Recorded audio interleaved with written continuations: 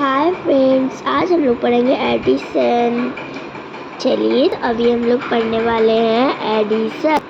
यहाँ पे हमारे पास कितना रैबिट है? 1 2 3, ये है 4।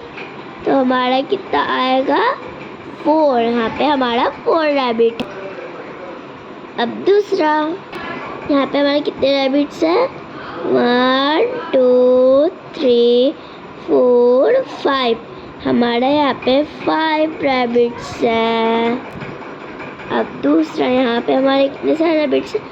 1। ये सारे रैबिट्स हैं, आप बताइए। ये है 1 2 3 रैबिट्स हैं।